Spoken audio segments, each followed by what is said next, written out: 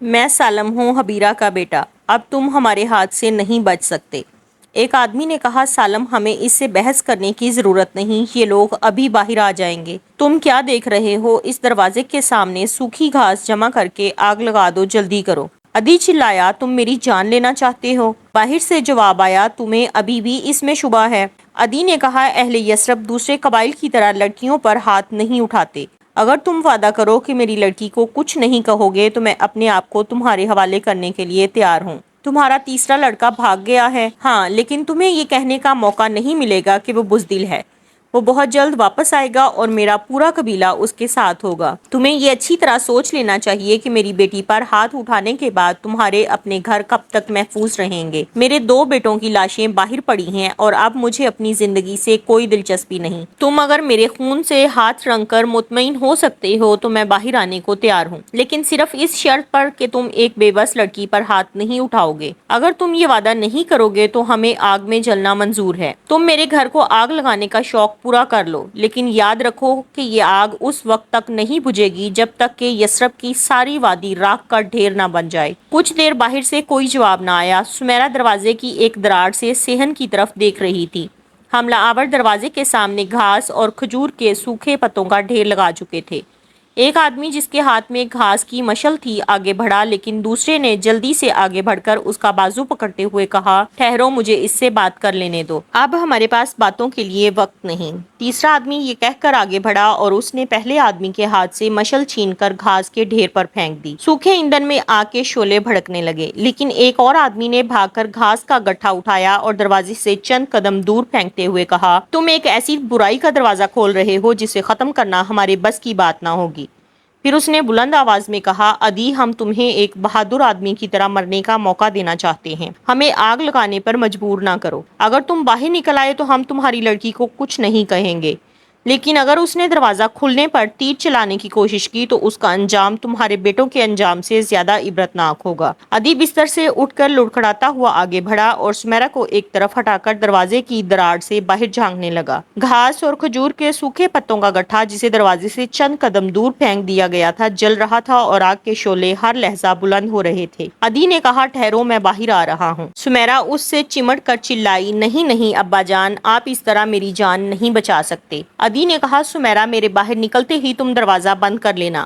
مجھے یقین ہے کہ وہ آگ لگانے کی جرات نہیں کریں گے، انہیں معلوم ہے کہ اس کے نتائج کیا ہوں گے۔ سمیرا دوبارہ چلائی، ابا جان، میں بھی آپ کے ساتھ مروں گی۔ سمیرا، بے وقوف نہ بنو، مجھے چھوڑ دو۔ ادی نے اپنی ساری قوت بروئے کار لاتے ہوئے اسے ایک طرف دھکیل دیا اور کنڈی کھول کر باہر نکل گیا۔ اس کا لباس خون میں لتھڑا ہوا تھا۔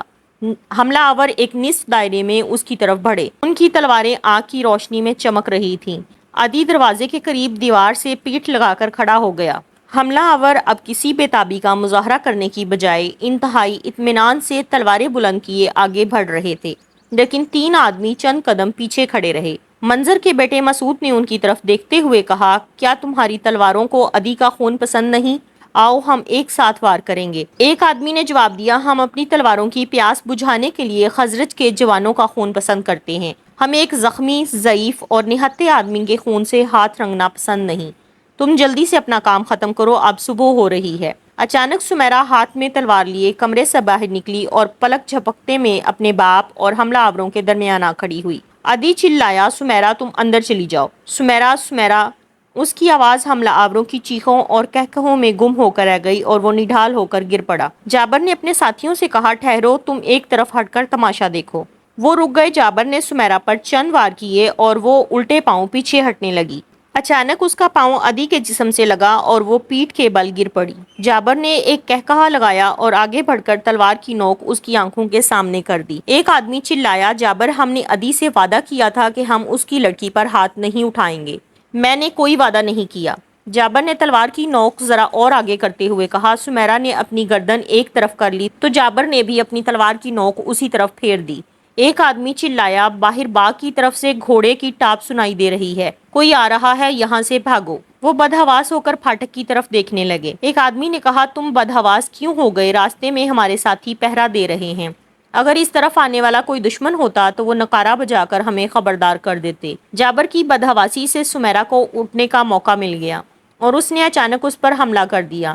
اب جابر پیچھے ہٹ رہا تھا اور وہ پے در پے اس پر وار کر رہی تھی۔ مسعود چلایا، تم کیا دیکھ رہے ہو؟ یہ کوئی عورت نہیں، کوئی چڑیل ہے۔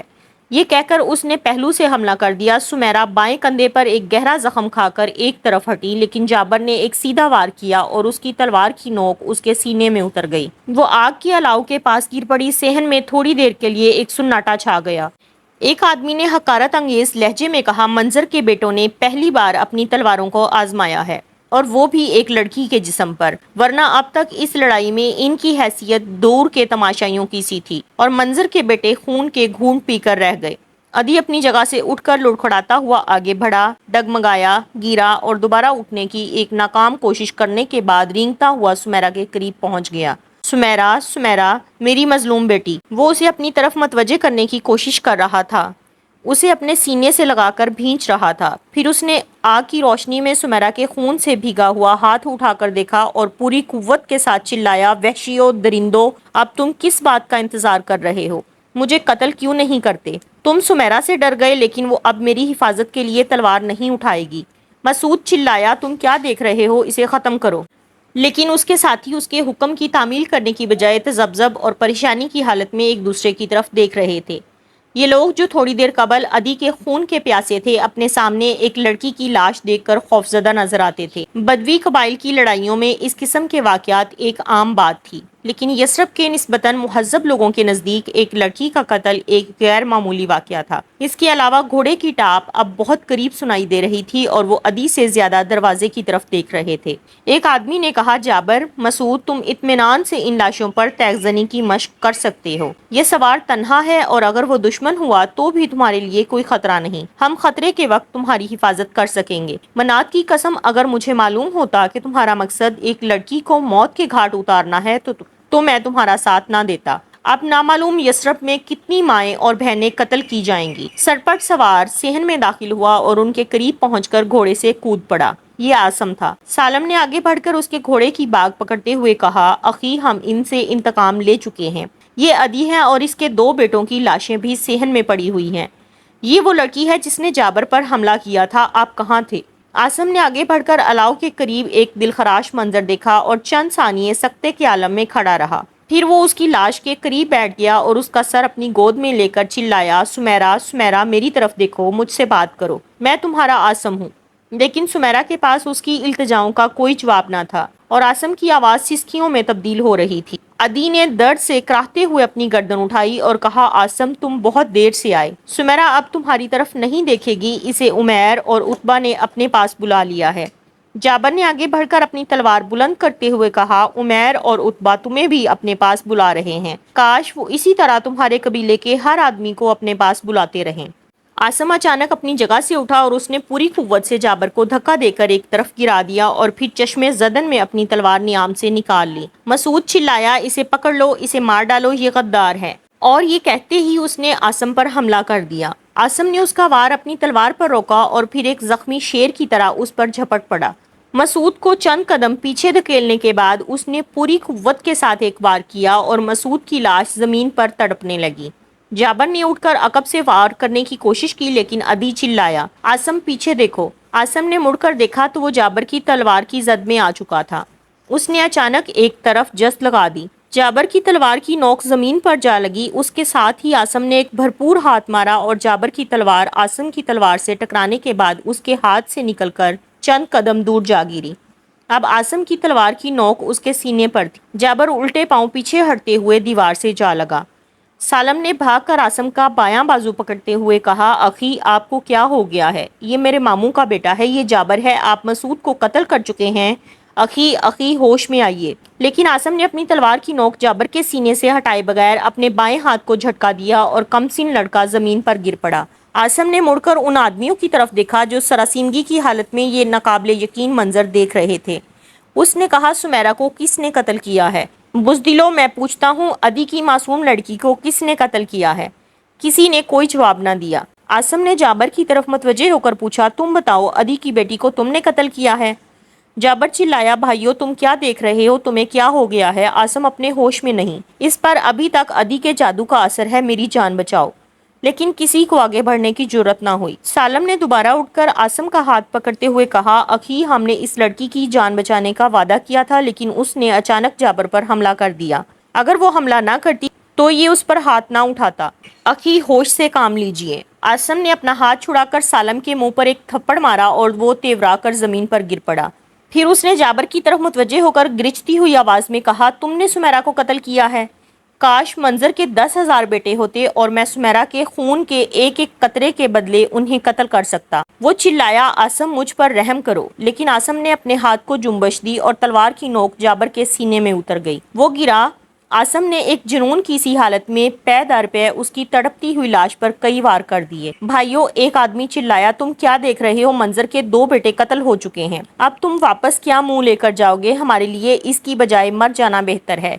عاصم پاگل ہو چکا ہے، اسے پکڑ لو، اسے مار ڈالو، جلدی کرو، گھیرا ڈالو، ورنہ تھوڑی دیر میں خزرج کے تمام آدمی یہاں پہنچ جائیں گے۔ اور وہ نصف دائرے میں آگے بڑھنے لگے اور سالم ایک طرف ہٹ کر سسکیاں لینے لگا۔ عاصم اچانک ایک طرف جھپٹ پڑا اور اس کے پہلے ہی وار سے ایک آدمی کی لاش زمین پر تڑپ رہی تھی اور باقی بدحواس ہو کر ادھر ادھر بھاگ رہے تھے۔ عاصم صحن کے بیچ میں رک گیا اور اس نے غصہ سے لرزتی ہوئی آواز میں کہا، بزدلو، میں تمہیں یہ بتانے آیا تھا کہ ہمارے گھر پر شمون یہودی کے آدمیوں نے حملہ کیا تھا اور عدی کو اس بات کا علم بھی نہ تھا۔ جب شمون کے آدمی ہمارے گھر پر حملہ کر رہے تھے، میں عدی کے ساتھ اس کے باغ میں بیٹھا ہوا تھا، لیکن اب باتوں کا وقت گزر چکا ہے۔ تمہیں صرف لڑنے کا شوق تھا اور میں تمہارا یہ شوق پورا کرنا چاہتا ہوں۔ اب بھیڑوں کی طرح بھاگ کیوں رہے ہو؟ آؤ۔ لیکن کسی نے آگے بڑھنے کی جرت نہ کی۔ اچانک باہر سے نکارے کی آواز سنائی دی اور ایک آدمی چلایا، سنو، ہمارے آدمی نکارہ بجا رہے ہیں، دشمن اس طرف آ رہا ہے، بھاگو، جلدی کرو۔ دوسرا آدمی چلایا، ٹھہرو، ہم اپنی لاشیں چھوڑ کر نہیں جا سکتے۔ تیسرے نے کہا، پاگلو، اب لاشیں اٹھانے کا کون سا وقت ہے؟ یہ بات تمہیں اس وقت سوچنی چاہیے تھی جب عدی کا ایک لڑکا اپنے قبیلے کو خبردار کرنے کے لیے یہاں سے بھاگ گیا تھا۔ اب اپنی جانیں بچانے کی فکر کرو۔ آن کی آن میں صحن خالی ہو گیا، لیکن سالم عاصم کے قریب کھڑا رہا۔ عاصم نے غضبناک ہو کر کہا، تم کیا دیکھ رہے ہو؟ جاؤ۔ سالم نے فیصلہ کن انداز میں جواب دیا، میں نہیں جاؤں گا، میں آپ کے ساتھ رہوں گا۔ عاصم نے آگے بڑھ کر اس کا بازو پکڑ لیا اور اسے زبردستی کھینچتا ہوا صحن کے دروازے تک لے گیا۔ سالم چلا رہا تھا، اخی، تم مجھے بھی جابر اور مسعود کی طرح قتل کیوں نہیں کر دیتے؟ اب میں قبیلے کے سامنے کیا منہ لے کر جاؤں گا؟ عاصم نے اسے پوری قوت کے ساتھ دروازے سے باہر دھکیل دیا اور وہ چند قدم کے فاصلے پر جا کر منہ کے بل گر پڑا۔ پھر وہ جلدی سے اٹھا اور ایک ثانیہ عاصم کی طرف دیکھنے کے بعد بھاگتا ہوا باغ میں روپوش ہو گیا۔ عاصم کچھ دیر بے حس و حرکت کھڑا صحن میں بکھری ہوئی لاشوں کی طرف دیکھتا رہا۔ یہ تمام واقعات اسے ناقابل یقین معلوم ہوتے تھے۔ وہ اپنے دل کو تسلیاں دینے کی کوشش کر رہا تھا، یہ ناممکن ہے، سمیرا کو موت نہیں آ سکتی، یہ ایک خواب ہے، یہ کیسے ہو سکتا ہے کہ سمیرا کو موت آ جائے اور میں زندہ رہوں؟ اچانک اس نے ایک جھرجھریلی اور آہستہ آہستہ قدم اٹھاتا سمیرا کی لاش کی طرف بڑھا۔ پانی، پانی، عدی کی نحیف آواز سنائی دی اور وہ بھاگ کر مکان کے دروازے کے قریب ایک مٹکے سے پانی کا کٹورا بھر لایا۔ عدی کو چند گھونٹ پلا کر دوبارہ زمین پر لٹانے کے بعد اس نے سمیرا کو سہارا دے کر اٹھایا اور پانی کا پیالہ اس کے منہ کو لگا دیا، لیکن پانی سمیرا کے حلق میں جانے کی بجائے ادھر ادھر بہہ گیا اور عاصم کے لرزتے ہوئے ہاتھوں سے پیالہ گر پڑا۔ سمیرا، سمیرا! وہ اس کی لاش کو اپنے سینے سے بھینچ کر چلایا، میری طرف دیکھو، مجھ سے بات کرو، مجھے اس دنیا میں تنہا چھوڑ کر نہ جاؤ۔ سمیرا، میں تمہارا مجرم ہوں، کاش میں یہاں نہ آتا، کاش ہم ایک دوسرے کو نہ دیکھتے، کاش مجھے معلوم ہوتا کہ ہماری محبت اس گھر کے لیے جہنم کی آگ بن جائے گی۔ پھر اس نے آسمان کی طرف دیکھا اور سسکیاں لیتے ہوئے کہا، اے لات، اے حبل، اے عزا، اے منات، مجھ پر رحم کرو۔ اگر تمہاری آنکھیں ہیں تو میری حالت دیکھو، اگر تمہارے کان ہیں تو میری فریاد سنو، اگر تم کسی کو کچھ دے سکتے ہو تو میں تم سے سمیرا کی زندگی کی بھیک مانگتا ہوں، مہینوں اور برسوں کے لیے نہیں، صرف ایک لمحہ کے لیے میری سمیرا مجھے واپس کر دو، پھر اسے دنیا کی کوئی طاقت مجھ سے نہیں چھین سکے گی۔ پھر اگر ساری دنیا کے درندے اس گھر پر حملہ کر دیں تو میں تنہا ان کا مقابلہ کروں گا۔ آسمان کی بے رحم قوتوں، تم نے سمیرا کو یہ دیکھنے کا موقع تو دیا ہوتا کہ میں اس کے لیے اپنے قبیلے سے لڑ سکتا ہوں۔ اے ابراہیم علیہ السلام اور اسماعیل علیہ السلام کے خدا، میں تجھ سے مدد مانگتا ہوں۔ عدی اس کے قریب پڑا، اکھڑے اکھڑے سانس لے رہا تھا اور باہر آدمیوں کی چیخو پکار سنائی دے رہی تھی، لیکن عاصم کو اپنے گرد و پیش کا کوئی ہوش نہ تھا۔ وہ بار بار سمیرا کے چہرے کی طرف دیکھتا اور پھر اس کی لاش کو اپنے سینے سے لپٹا لیتا۔ باہر کی چیخو پکار صحن کے اندر پہنچ چکی تھی، لیکن عاصم کو کسی خطرے کا احساس نہ تھا۔ کسی نے بلند آواز میں کہا، تم کیا دیکھ رہے ہو؟ یہ عاصم ہے، اسے پکڑ لو، اسے مار ڈالو۔